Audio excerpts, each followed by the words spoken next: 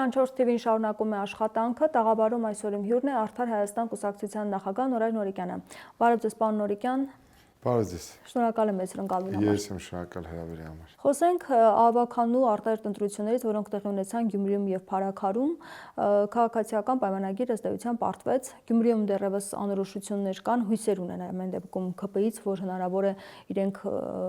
իրենց տեխնացուն ընտրվի, որքանով եք դուք այս հնարավորությունները տեսնում եւ ինչի մասին է խոսում այս պարտությունները։ Միանգամից ասեմ, որ մարտագողությունը Գյումրիում չի բացառվում, հաշվի առնելով նախկինում ունեցած մի քանի տխրահարճակ նախադեպերը, երբ գործող իշխանությունը գործադրելով տարբեր լծակներ փորձել է այլ խմբակցությունների անդամների բառից բուն իմաստով գողանալու արդյունքում ապահովել իր տեխնացուի հաղթանակը։ Ես կզարմանայի, որ Գյումրիում հաջողություն արձանագրեին իրենք կամ Փարաքար համանքում, որովհետև իրենց կառավարած 7 տարիների ընթացքում մենք տեսել ենք գործող իշխանության աշխատանքային ոճը, նրանց դրսևորած վարկագիծը եւ նրանց ցուցաբերած արդյունքները եւ ինչի համար պետք է իրենք հաջողություն արձանագրեին, որովհետև 7 տարիների ընթացքում մենք տեսել ենք բացարձակապես գլոբալ մասշտաբի ձախողումներ, տապալումներ եւ ես չեմ կարծում, որ դրանց ֆոնի վրա մեր ժողովուրդը պետք է իրենց եւս մեկ անգամ վերընտրվելու հնարավորություն տալ եւ հակառակը գտնում եմ, որ այս ամենի տրամաբանական վերջակետը պետք է լինի հաջորդ խորհրդարանական ընտրությունների ժամանակ, երբ այս իշխանությունը ուղղակիորեն կպարտվի եւ դուրս կգա քաղաքական ասպարեզից զիջելով իր տեղը իրեն հաղթած քաղաքական ուժերին։ Ինչ վերաբերում է Գյումրիում սպասվելիք իրադարձություններին, ասեմ ձեզ, որ գործող ընտրական օրենսգիր սահմանադրական օրենքի կարգավորումները հստակ են, որ ընտրություններին մասնակցող որևէ քաղաքական ուժ երբ չի ստանում համապատասխան ձայներ, որոնք հնարավորություն կտային իրենց ընտրական ցուցակի առաջին համարին ինքնաբերաբար ընտրել համայնքի ղեկավար, բնականաբար այս պայմաններում, քանի որ հաշվի առնելով, որ որևէ քաղաքական ուժի չի հաջողվել ստանալ այդ քանակի ձայներ, համայնքի ղեկավարի ընտրությունը իրականացվելու է ավականու անդամների կողմից, այսինքն Գյումրու համայնքի ավականին է ընտրելու Գյումրու համայնքի ղեկավարին։ Եվ ըստ էության հույսը դրել է, որ 3 հոգու կարող է տեղափոխել իրենց դաշտ եւ իրենց օգտին քվեարկել, իրենց տեխնացուի օգտին։ Հետևյալն է, ես մի քանի օր առաջ անդրադարձել եմ այդ հարցին, հիմա վերահաստատում եմ ամբողջությամբ։ Եթե ՔՊ-ն, գործող իշխանությունը իսկապես ընդունում է Գյումրիի ավականու ընտրությունների արդյունքները, չի վիճարկում այն,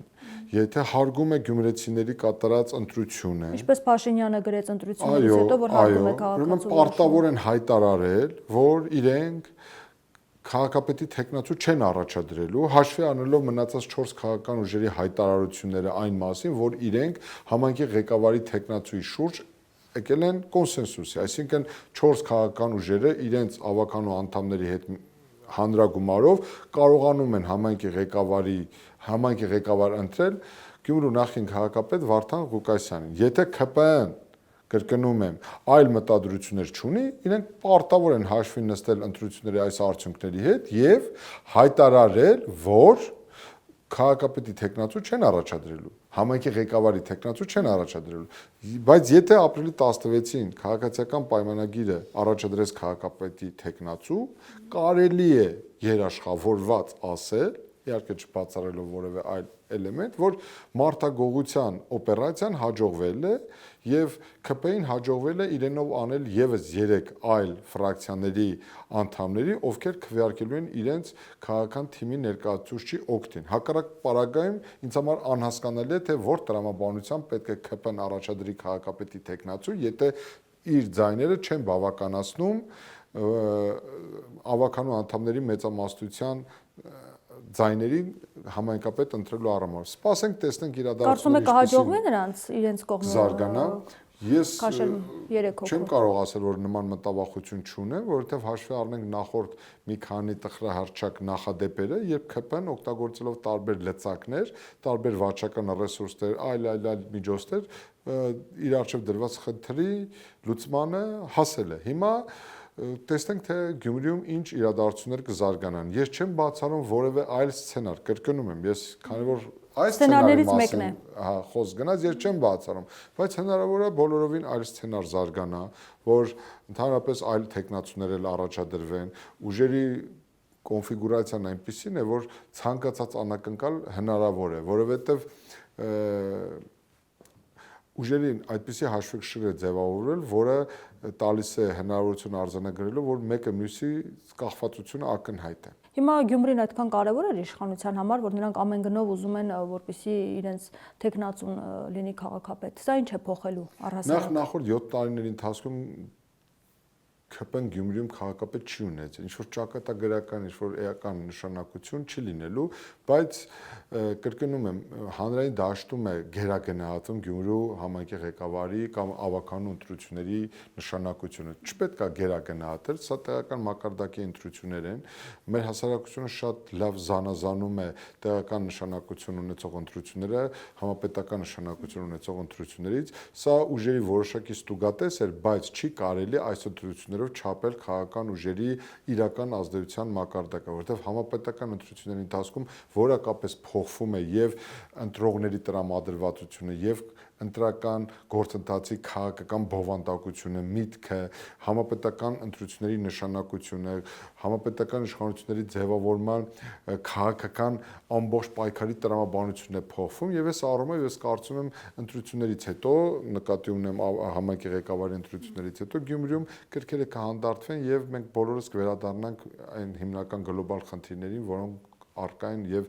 անհրաժեշտ են լուծման մեր երկրի համար։ Բայց ամեն դեպքում եւ Փարաքարում եւ Գյումրիում մեծ թվով նախարարներ էին, մարզպետներ նույնիսկ Փարաքար եկել, падգամավորներ էին, այսինքն երևում էր այդ հետաքրքրվածությունը եւ ցանկությունը, որ անպայման իրենց տեխնացուն հետաքրքրվածություն չի կարող չլինել։ Նշանակությունը եւ ազդեցությունը համապետական ընտրությունների համապատկերում դա մի քիչ ֆետիշացված է, որովհետև կրկնում եմ 1-2 անգամ ասել եմ, բայց հիմա հաշվի առնելով այդ հարցի ընդգծումը մեկ անգամ եւս ասեմ։ Հիմա եթե այդ տրամաբանությամբ դատենք, որ Հայաստանի Հանրապետությունում տեղական նշանակություն ունեցող ընտրությունները կարան գլոբալ կամ էական առանցքային նշանակություն ունենան համապետական ընտրությունների վրա, կստացվի հետեւյալը, որ Հայաստանի Հանրապետությունում այսօր երկրորդ ազդեցիկ քաղաքական գործիչը Հայկ Մարությանն է, որովհետև նախ խորտ Երևանի ավականու ընտրությունների ժամանակ նրա ղեկավարած քաղաքական թիմը ստացել է ըստ էության երկրորդ ամենից շատ ձայները, կամ Հայաստանի կոմունիստական կուսակցությունը եւ նրա ընտրական ցուցակի գլխավորող առաջին համար Վարդան Ղուկասյանը, որը ստացել է ամենաշատ ձայները։ Իհարկե, սա տեղական նշանակության համար կարևոր է ընդգծում է նրանց առավելությունը, բայց դա բերել, ֆորմատավորել Հայաստանի Հանրապետության ողջ մասշտաբով կարծում եմ ոչ միայն անհնար է, այլև անլուրջ է, որովհետև ասենք հնարավոր չէ որևէ ձև պատկերացնել, որ կարգին Հայկում կարող է դիտարկվել Հայաստանի Հանրապետությունում երկրորդ քաղաքական ուժը, ազդեցության առումով եւ անհատը, որովհետև զուտ օբյեկտիվորեն եմ ես վերլուծում այս իրավիճակը։ Հետաբար ես կխնդրեի, որ մենք տեղական նշանակություն ունեցող ընտրությունները չգերագանահատենք դրանց նշանակությունը Հայաստանի Հանրապետությունում, ուրեմն լսեք 2016 թվականին, եթե չեմ սխալվում, հոկտեմբեր ամսին, նույն այն ժամանակ քաղաքացիական պայմանագիր կուսակցությունը 1 տարեկան, եթե չեմ սխալվում, կամ 1-2 տարեկան կուսակցություններ, որը մասնակցելու ավականու ընտրություններին Գյումրու, եւ ստացել է 672 ձայն ընդամենը։ Բայց դա չխանգարեց նույն ՔՊ-ին, նույն Նիկոլ Փաշինյանին 1.5 տարի հետո 2018 թվականի ապրիլյան Հայտի իրադարձությունների կիզակետում հայտնվել ու գալ իշխանության։ Նույն 2017 թվականին այն ժամանակ Կարեն Կարապետյանի գլխավորությամբ Հանրապետական կուսակցությունը այնպիսի շռնդալից հաղթանակ տարավ խորհրդարանական ընտրությունների ժամանակ, որը կարծեք թե չգիտեմ, անքննարկելի էր դարձրել նրանց հաղթանակը, բայց չանցած մի քանի ամիս նրանք այնպիսի դաժանագույն պարտություն կրեցին Հայտի իրադարձությունների էլի պատճառով եմ ասում։ Այսինքն մենք պետք է հասկանանք, որ որևէ ընտրության ժամանակ որևէ կուսակցության կողմից ստացված ձայները դրանք այնքան փոփոխական են, որ որևէ այլ միջոցառման ժամանակ, որևէ այլ քաղաքական ընտրության ժամանակ կարող է կարդինալ փոփոխվել։ Հետևաբար այս առումով մենք պետք է իգիտություն ընդունենք այս ընտրության արդյունքները։ Բայց պետք չի ոգևորվել։ Կարծում եք ընդդիմադիր դաշտի ոգևորությունը այդքան էլ արդարացված չէ։ Չէ, այստեղ պետք է ուրիշ արձանագրում անել, որ հասարակությունը խիստ ընդգծված վերաբերմունք ունի գործող իշխանության նկատմամբ, դա աներկբա է։ Այսինքն ես կզարմանայի, որ հասարակությունը ոգևորվել գործող իշխանությանը համակրելուց կամ նրանց ձայն տալուց։ Այստեղ ընդդիմադիր դիրքերից հանդես եկող որոշ ուժերի առումով պետք է ասեմ հետևյալը, եթե նույնիսկ հասարակությունը զզվում է, հիասթափված է, մեծ հակակրանք ունի Նիկոլ Փաշինյանի նկատմամբ եւ նրա քաղաքական ուժի նկատմամբ իրավամբ արդարացիորեն, բայց դա չի նշանակում, որ ձեր նկատմամբ էլ հիացած է եւ դուք էլ վայելում եք հանրության վստահությունը եւ այդ Նիկոլ Փաշինյանին դեմ քվեարկող ձայները կամ նրան չքվեարկող ձայները, դրանք ձեր ձայներն են։ Հայաստանում ստեղծվել է մի իրավիճակ, երբ որակապես նոր իշխանության եւ որակապես նոր ընդդիմության ձևավորման անհրաժեշտություն է առաջացել։ Կոնկրետ մեր քաղաքական ուժը հանդես է գալիս հենց այդ դիրքերից, որ մենք խորապես համոզված ենք, որ Հայաստանի որակապես նոր ընդդիմություն եւ որակապես նոր իշխանություն է անհրաժեշտ։ Հետեւաբար պետք է հասկանալ, որ 2026 թվականի խորհրդարանական ընտրությունները կամ ինչ-ինչ պայմաններում նաեւ արտահերթ խորհրդարանական ընտրությունները, դրանք լեգիտիմ հնարավորություն են Հայաստանի Հանրապետությունում որակապես նոր իշխանություն ընդդիմություն ձևավորելու։ Հիմա Փաշինյանը ներկայացնում է այս ամեն անհաջողությունները նրանով, որ նաև կադրային խնդիրներ ունի եւ ինքը չի ասում, որ այո, ես կադրային խնդիր ունեմ, ասում է այդ խնդիրը ամբողջ հանրապետությունով է, դա գալիս է 30 տարի առաջվանից, կրթություն չի, մարդիկ մեկ նախադասության մեջ 17 սխալ են անում, ինձ նամակ են գրում, տեսնում են, որ սա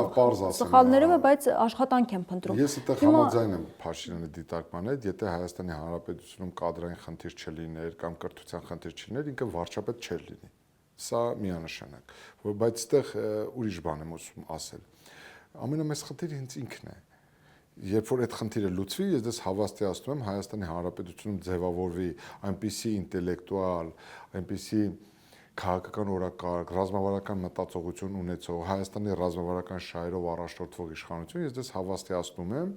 կրթության որակապես նոր ազգային հայեցակարգի ներդրման շնորհիվ որոշակի ժամանակ անց հնարավոր կլինի կրթել այնպիսի սերունդ, որը հիմնված կլինի մեր պատմական, մեր արժեհամակարգի, մեր ժողովրդի պատմության, մշակութային ժառանգության հիման վրա, բայց քանի դեռ այս փիլիսոփայությունն է գերակայում Փաշինյանական եւ այսպիսի արդարացումներ են բերվում կադրային ճգնաժամի մասին, ես կարող եմ ընդհանրապես մի բան ասել, բա իհարկե կադրային ճգնաժամ կա, բա որ կադրային ճգնաժամ չլիներ, դուք ո՞նց կարող եք դառնալ վարչապետ, այսինքն հասարակության մեջ այնպիսի ցածր նիշայի վրա դրված պետական իշխանության գալու խնդիրը նաև պատգամավորներ կան, որոնք միջնակարգ կրթություն ունեն ընդհանրապես եւ բարձրագույն խորքային խնդիր է, դառնում են պատգամավոր, հետո նոր գնում են սովորելու։ Սա խորքային խնդիր է, արժե համակարգային ճգնաժամի ցցում դրսևորում է, բայց այդ դեպքում լավ թողենք այդ նախորդ տասնամյակների հիշատակումները, Փաշինյանը առնվազն պարտավոր է ցույց տալ իր կառավարման 7 տարիների ընթացքում կրթության համակարգում արձանագրած արդյունքները, թե հիմա ինչ սերունդ է Հիմա է սկսվել։ Կրթելը նորաձև է արշավը, որը տարբեր համայնքներում կազմակերպվում է, Աննա Հակոբյանի կողմից Փաշինյանը աջակցում է։ Հիմա տեսեք, այստեղ գիտեք ինչ, ես չգիտեմ, եթե սա լիներ 1-2 անգամյա միջոցառում, ես գուցե հասկանայի, որ սա հերթական ինչ-որ PR ակցիա է, որ փորձ է արվում ինչ-որ խնդիր լուծել, անձնական, քաղաքական, չգիտեմ ինչ, բայց երբ որ սա դարձավ այսինքն կայուն հարթակ, ուրիշ այլ մտահոգություն է ինձ մոտ առաջանում։ Սրանով արդյոք այն ուղերձը չի բերվում մեր հանրությանը, որ Հայաստանի կրթական համակարգը ոչնչացված է, գոյություն չունի, այսինքն մեր հասարակությունը ոչ թե պետք է ապավինի պետական համալսարանի կամ այլ ուսումնական հաստատությունների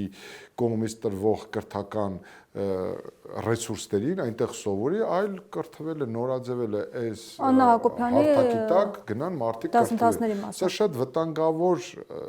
ուղերձ է, ես անկեղծ եմ ասում, գուցե եւ իրենք չեն գիտակցում կամ դրա քաղաքական կամ արժեքաբանական նշանակությունը չեն պատկերացնում, բայց սա շատ վտանգավոր ուղերձ է ենթատեքստի առումով, որ ինչ է սրանով բարձրորեն հրամցվում էր հանրությանը, որ մարդիկ այլ վայրերում, պետական համալսարանում, բժշկական համալսարանում, կրթվում են, բայց դա բավարար չէ, բավարար չի, փաստորեն իրենց լրացուցիչ կրթություն է պետք, կրթությունը նորաձև է այդ հեշթեգի տակ։ Ես կարծում եմ, որ գիտեք ինչ, հենց ստեղ է մեր խնդրեմը, որ մենք արդյունավետ կառավարման ճգնաժամի մեջ ենք, մարդիկ չգիտեն իրենց անելիքը, իրենց համար հորինել են ինչ-որ աշխատանք, ու տեսեք նույն Նիկոլ Փաշինյանը իր Facebook-յան պատը դարձրել է կառավարության ղեկավարի աշխատասեղան։ Ինքը ինչ ուզենա, երբ ուզենա, ոնց ուզենա, գրում է, ջնջում է, պատասխանում, այսինքն մենք չունենք պետականաշինության եւ արդյունավետ կառավարման այնպիսի մշակույթ, որտեղ վարչապետը հասկանա իր քաղաքական գինը, իր արժեքը, իր կարգավիճակը, վարչապետի ընտանիքը հասկանա, գիտակցի իր պատկերացումները։ Ես այստեղ նաև ազգային անվտանգության հետ կապված խնդիր եմ տեսնում, որովհետև ազգային անվտանգության ծառայությունը որպես այդպիսին ինքը պետք է նաև որոշակի ուղղություններ նախանշի, որովհետև իմ պատկերացած ազգային անվտանգությունը դա ինստիտուտներ են։ Այդ ինստիտուտները, որտեղ վերլուծվում են երկրում տեղի ունեցող խորքային խնդիրները, խնդիրները, մատնանշվում են այն բացեր են, թերությունները, որոնք անհրաժեշտ են լուծել։ Ես չգիտեմ, այս առումով ես իրոք խորքային խնդիր եմ տեսնում, բայց հաշվի առնելով Փաշինյանի մասնագիտությունը, ինքը ես չեմ մեղադրում այդ առումով, ճիշտ հասկացեք, ինքը քարոզչությանը, լրատվության առաջին պլանում միշտ լինելու այդ մոլուցքը իրեն մշտապես ուղեկցում է եւ ինքը աշխատանքը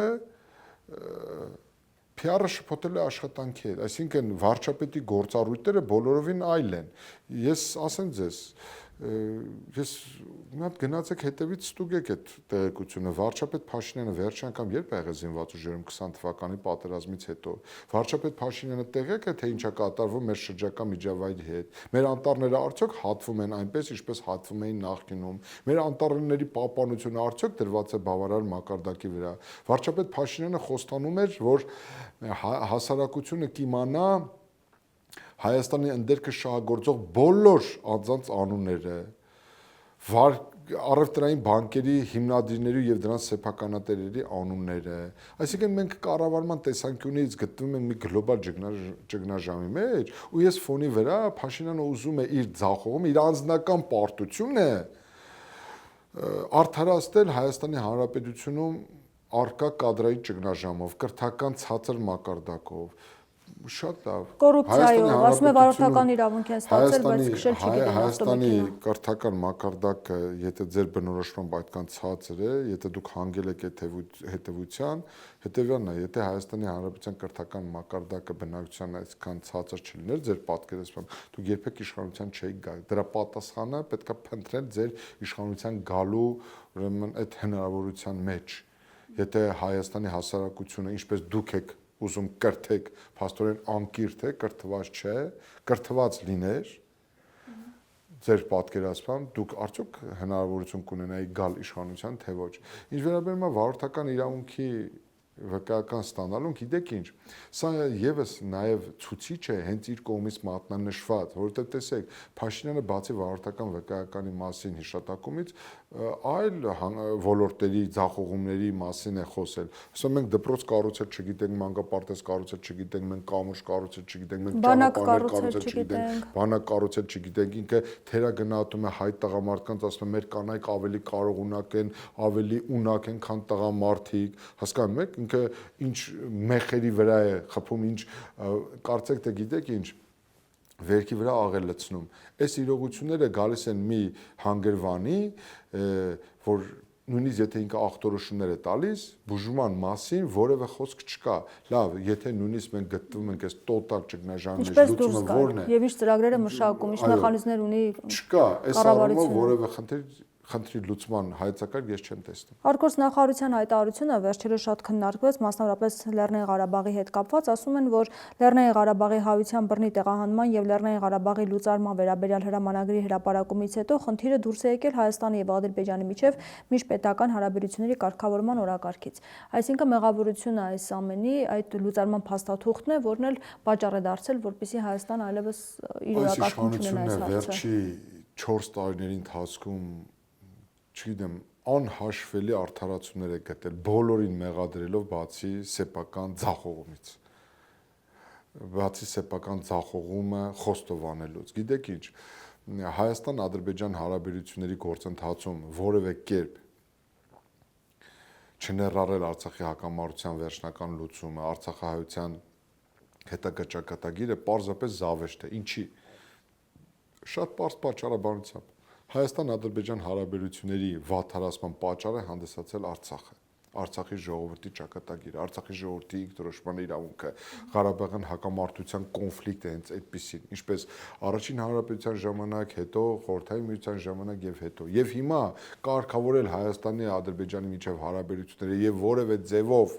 որևէ կերպ չանդրադառնալ Արցախահայության ու Արցախի հետագա ճակատագրին, սա մառազմ է, ժողովուրդ, մառազմ։ Որքան էլ փորձ արվի գործող իշխանության կողմից ներկայացնել Ադրբեջանի հետ հարաբերությունների կարգավորումը դրական լույսի ներքո, եթե վաղվա խաղաղության պայմանագրի տեքստում կամ միջպետական հարաբերությունների հաստատման այլ փաստաթղթում որևէ կերպ անդրադարձ չարվի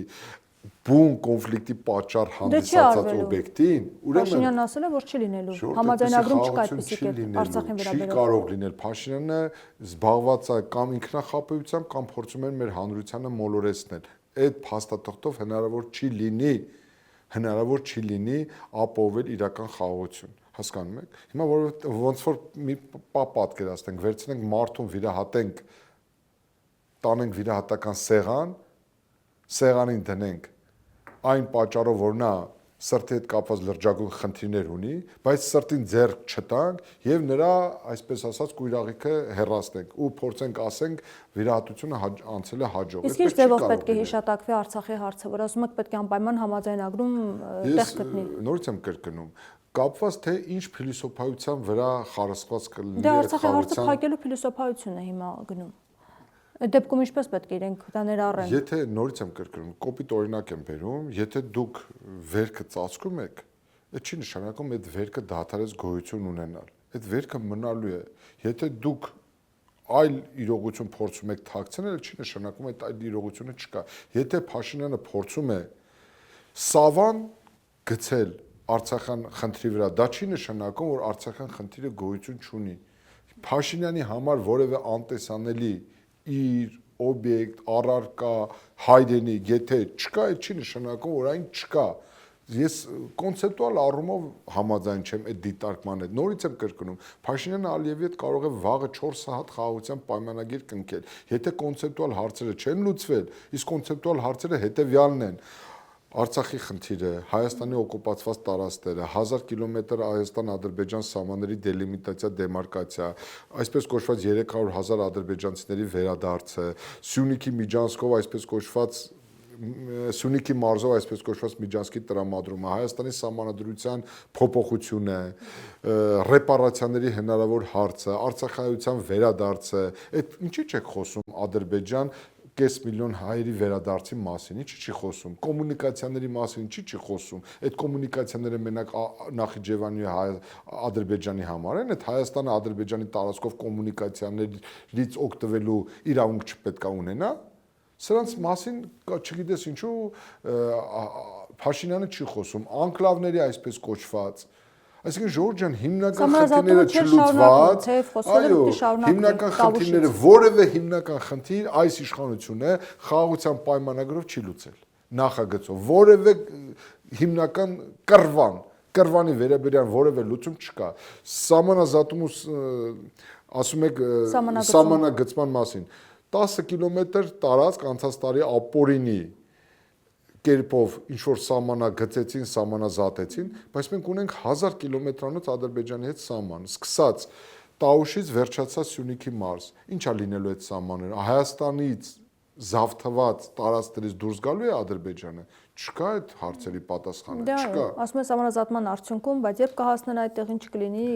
Այսինքն սրանից հետևություն, որ Ալիևի հետ Փաշինյանի կողմից ներկայումս վարվող քաղաքականությունը խաղաղության պայմանագրի ստորագրման առումով այնքան հեռու է, որքան, չգիտեմ, Հայաստանի եւ Թուրքիայի հետ հարաբերությունների հնարավոր կարգավորումը։ Առավել ևս, որ Թուրքիայից մենք ամեն օր լսում ենք այդ կարգի խոսակցությունները, որ քանի դեռ չի կարգավորվել Ադրբեջանի հետ հարաբերությունները, Հայաստանի հետ հարաբերությունների կարգավորման մասին պետք է մոռանալ։ Հիմա ասում են, որ եթե մենք հարաբերությունների կարգավորման մասին մոռանում ենք, նշանակում է պետք է պատրաստվենք պատերազմի։ Մասնավորապես Ադրբեջանի կողմից հնչած ապատեղեկատվությունները մտահոգիչ են, որ ինչ-որ գործողությունների է պատրաստվում։ Դուք ինչ վտանգներ եք տեսնում։ Ես տեսնում եմ վտանգ, ես չեմ թաքցնի։ Ես տեսնում եմ վտանգ, որ Ալիևը ուժային գործոնը օգտագործելու միջոցով այս կամ այն հաջողության հասնելու ռեսուրսը փակված չի համարում, հնարավորությունը փակված չի համարում եւ հարմար առիթ է ման գալիս լեգիտիմացնելու իր հերթական ռազմական էսկալացիան, Հայաստանից իր հերթական կտորը պոկելու եւ իր Հայաստանից հերթական պահանջը կորզելու առումով։ Հետեւաբար մենք պետք է մի զգոն լինենք, որովհետեւ որևէ պահանջից Ադրբեջանը չի հրաժարվել։ Ցույց տվեք մեկ պահանջ, որից Ադրբեջանը պաշտոնապես հրաժարվել է եւ այն չի դիտարկում որպես Հայաստանի հետ հարաբերությունները կարգավորելու նախապայման։ Ինչ վերաբերվում է այդ ձեր կողմից մատնանշված հարցին, այսինքն ինչ է ստացվում, Նիկոլ Փաշինյանը ինչ է ասում, ասում է պատերազմ չլինի, հերթով կամած Ադրբեջանի ուզածը տանք, սա է ասում Փաշինյանը, թե թող ազնվորեն կանգնի ժողովրդին ասի ժողովուրդ ջան, ես պատերազմ չեմ ուզում, բայց Ալիևին, որպեսզի միանգամից ամբողջը չտանք, որպեսզի մեծ պայթուն տեղ ունենա, աստիճանաբար կտանք Ալիևին իր ուզածը։ Այսինքն Փաշինյանի ասածը սա է։ Բայց ի՞նչն է աստիճանաբար տալիս հիմա մասնավորապես։ Ասում է ճանապարհը չեմ տալիս, պետք է Հայաստանը վերահսկի։ Ի՞նչն է տվել։ Շատ լավ հարց եք տալիս։ Հիմա դրա համար ես առաջարկում եմ հետևյալը՝ պարզել,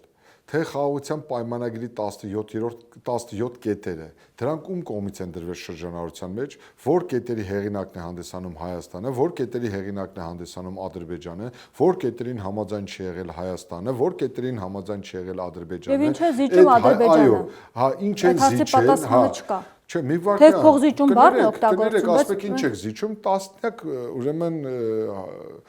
պահանջներ կարող եմ ասել, որ Հայաստանը զիջել է։ Ադրբեջանը ինչ է զիջում։ Չէ, Հայաստանը զիջել է պահանջները, չի ներկայացնել պահանջները։ Առաջինը, չի պահանջում Հայաստանից դուրս բերել օկուպացված տարածքներից դուրս բերել զորքերը, չի պահանջում ռազմագերիներին, չի պահանջում ուրեմն հրաժարվել Սյունիքի միջանցքով սուվերեն տարածք ուրեմն Սյունիքի տարածքով այդ միջանցքի ստանալու պահանջից։ Հաջորդը դելիմիտացիայի դեմարկացիայի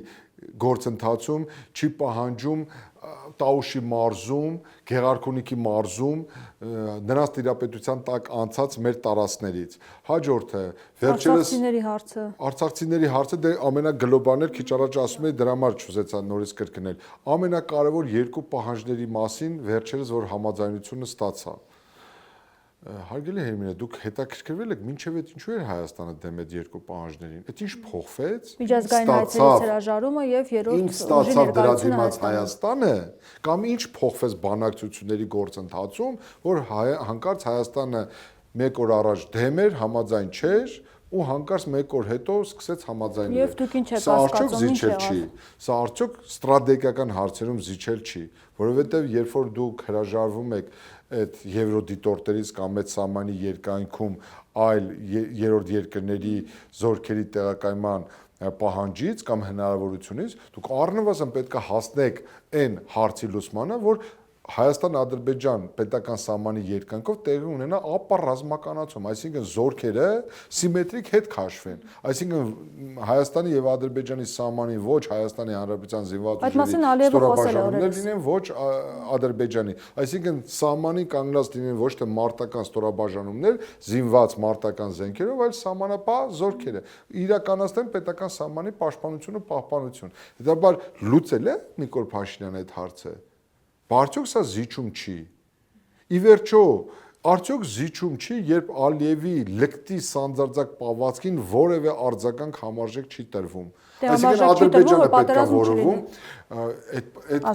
Ադրբեջանը պետք է որոշի, թե Հայաստանի Հանրապետությունը ինչ սահմանադրություն պետք է ունենա։ Կներեք, այդ տրամաբանությամբ, եթե ձայն չանենք, որպեսզի պատերազմ չլինի, ժողովուրդ ջան, այդ տրամաբանությամբ եկեք ամեն ինչ տանք, որ պատերազմ չլինի։ Հայաստանի Հանրապետությունը տանք, թող դառնա արևմտյան Ադրբեջան, որ պատերազմ չլինի։ Իրենք են վախեցնում ժողովրդին պատերազմով։ Այդ պատերազմ սկսելը այդքան հեշտ չի ու թող ժողովրդին վախեցնեն պատերազմով։ Պետք է պատերազմից խուսափելու լավագույն միջոցը դա արդյունավետ կառավարումն է։ Դա Հայաստանի Հանրապետության տնտեսությունը վերականգնելն է, մարտունակ բանակ ունենալն է, լրջագույն պաշտպանական համակարգ ստեղծելն է, նորմալ բարիդրացիական հարաբերություններ հաստատելն է, դաշնակիցներ որոնելն ու գտնելն է, լուրջ պաշտպանական համակարգ ձևավորելն է։ Դրա փոխարեն ինչով են զբաղված այս մարդիկ, 7 տարի կառավարում են, դե թող ցույց տանեն աշխատանքը, որոնք բերել են մեզ մի հանգրվանի, որ Ադրբեջանը չի հարձակվել Հայաստանի վրա։ Կարող են իրենք ցույց տալ դա։ Հիմա դուք ինչ կասկած ունեք, որ ասում եք ինչու 1 տարուց ավել չէին համաձայնեցնում, հանկարծ մեկ օրում երկու այդ կարևոր հարցերի շուրջ Հայաստանը համաձայնության եկավ։ Կարծում եք ճնշումներ են եղել, վախեցրել են, ինչ խնդիր եք տեսնում։ Ես որևէ վարկած չեմ բացառում նաև այն վարկածը, որ Փաշինյանը իր ընկալման փորձել է փաստի առաջ կանգնեցնել Ալիևին, որ եթե դուք այս երկուսի մասով ունեք վերապահում, ես համաձայնում եմ դեք ստորագրեք, ու տեղից Փուչիկը պայթեց, պարզվեց, որ Ալիևը թքած ունի այն փաստաթղթերի վրա, որը ինքն է դրել շրջանառության մեջ, Ալիևի համար ոչ թե կարևոր է այդ փաստաթուղթը ստորագրելը, այլ Հայաստանից հաջորդ տրցակը ստանալը։ Իսկ հաջորդ տրցակը ո՞րն է, ասում է պետք է փոխես քո սահմանադրությունը եւ պետք է հաջորդ պահանջը ո՞րն էր, այդ դիտորդերին դուրս հանելու այդ ուղված գործողությունները ավելի ցածր ռանգի չինովնիկներ այլ պահանջներ են ներկայացնում։ Կգա մի պահ, երբ Հայաստանից կպահանջեն հանձնել Հայաստանի բոլոր ժամանակների ղեկավարներին որպես պատերազմական հանցագործություններ, որի մասին վերջերս խոսում էր Հիկմետ Հաջիևը, չի բացառվում Ադրբեջանում ներկայումս ընթացող շինծու դատավորության արդյունքներով Հայաստանին ճանաչեն ագրեսոր պետություն, մարդկության եւ դեմ գործած հանցագործություն կատարած, ռազմական հանցագործություններ կատարած պետություն եւ պահանջեն այս իշխանություններին։ Այսինքն Ալիևի համար որևէ զսպող էլեմենտ չկա, որպեսզի ինքը ցանկացած պահի ցանկացած պատրվակ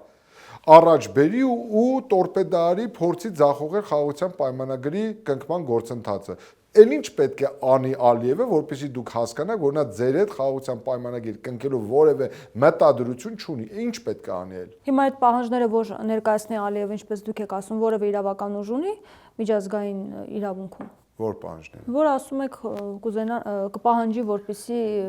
ես հեռու եմ այդ մտքից, որ դրանք ունենա որևէ իրավական հետևանք, ուղղակի խնդիրը հետևյալն է։ Այդ Փաշինյանը, երբ որ ունենար հայեցակարգային մտածողություն, նա ինքը պետք է ամեն ինչ աներ Հայաստանի Հանրապետության շահերից ելնելով, թույլ չտար, որ Ադրբեջանում հայտնվեր գեթ 1 Արցախի ղեկավար Ռուբեն Վարդանյան, նրանց անկախ նրանից, թե դուք նրանց նկատմամբ ինչ վերաբերմունք ունեք, անկախ նրանից, որտեղ այսօր այդ մարդիկ օգտագործվում են Հայաստանի դեմ ինչ-որ ցուցմունքներ կորզելու, Հայաստանի դեմ հետագա քեյսը պատրաստելու համար։ Եթե դուք ունենայիք այդ հայեցակարգային մտածողությունը, պետական մտածողությունը, դուք անհնար բոլոր միջոցները պարտավոր էիք ձեռնարկել այդ մարդկանց թույլ չտալով, որ նրանք գերեվարվեին Ադրբեջանի կողմից։ Ինչ վերաբերում է այդ իրավական տեսանկյունից, թե ինչ հետևանք կարող է ունենալ, լսեք, Ադրբեջանում ներկայումս ընթացող շինծու դատավարությունը արդար դատաքննության իրավունքի տեսանկյունից խիստ խոցելի է, որովհետև ապահովված չէ այդ մարդկանց արդար դատաքննության իրավունքը, այդ մարդիկ իրենց կամքով չեն ընտրել իրենց պաշտպաներին եւ այդ դատավարությունը ընթանում է ահավոր սահմանափակ հրապարականության պայմաններում եւ այն ցուցմունքները, որոնք կորզվում են եւ հրապարակվում են Ադրբեջանի լրատվամիջոցների կողմից, գալիս է վկայելու մի բանի մասին, որ այնտեղ բառից բուն իմաստով քաղաքական շինծու դատավարություն է ընթանում Հայաստանի դեմ հետագայում մեղադրանքների քեյս պատրաստելու համար։ Ուստի որևէ արդարադատության ուրեմն հույս ակնկալել այդ ամենից ես ուղղակի միամտություն կլինի եւ ես չեմ կարծում, որ որևէ հույս պետք է ունենալ այդ մարդկանց արձակումը ունի քաղաքական գին, այդ խնդիրը լուծվելու է քաղաքական ճանապարհով, աշխարհաքաղաքական ճանապարհով եւ ես չգիտեմ, թե այս իշխանության պայմաններում արդյոք հնարավոր կլինի այդ հարցում որևէ դրական առաջընթաց արձանագրել, թե ոչ։ Իսկ օրինակ Եվրախորհրդի բանաձևը, որը ընդունվեց, սա ինչ կփոխի։ Կարող է հերթական անգամ Ադրբեջանը օրինակ արհամարել այս բանաձևը։ Ամեն դեպքում ինչ գործիքներ պետք է կիրառվի միջազգային ապացուցել է, որ ինքը թքած ունի միջազգային իրավունքի վրա, միջազգային կազմակերպությունների կողմից տարբեր հորդորների, պահանջների, հայտարարությունների վրա իրական սանկցիաներ են պետք։ Այլ որ Ադրբեջանը իրական սանկցիաների տակ կընկնի եւ իրական հողի վրա իրական վնասներ կկրի, տնտեսական պատժամիջոցների կենթարկվի, քաղաքական սանկցիաների կենթարկվի, այսինքն իսկապես երբ որ մարդիկ Ադրբեջանին այդ պետությունները նկատի ունեն միջազգային կազմակերպությունները կիզգոյացնեն Ադրբեջանին, կխզեն նրանց հետ որոշակի հարաբերություններ, ինչպես օրինակ նույն արևմուտքը, գիտեք, Ռուսաստանի նկատմամբ ինչ վերաբերմունք է դրսևորում, երբ որ մենք կտեսնենք, որ իսկապես միջազգային հանրությունը, տարբեր առանձին պետություններ Ադրբեջանում վարվող գործընթացները հաշվի առնելու նրա նկատմամբ իրոք սանկցիաներ կկիրառեն եւ այդ սանկցիաները կունենան հետևանք, այդ ժամանակ ես կասեմ, որ նման հայտարարությունները արժեք ունեն եւ ծառայում են իրենց նպատակին։ Քանի այդ իրական ազդեցությունները չկան, ես դες հավաստիացնում եմ կամ այլ կերպ ասեմ, քանի դեռ Ալիևը քթին չի առել կամ Ալիևի քիթը գետնին չի առել իրական եւ քանի դեռ այդ իրական վնասները Ադրբեջանի ժողովուրդը չի զգացել, Ալիևը սանձարձակ լկտի պահվածքը շարունակելու է։ Շնորհակալ եմ զրույցի համար։ Ես եմ շնորհակալ։ Զրուցակիցս Արդար Հայաստան կուսակցության նախագահ Նորեն Օրիկյանն էր։ Շարունակեք մեզ հետևել, կհանդիպենք։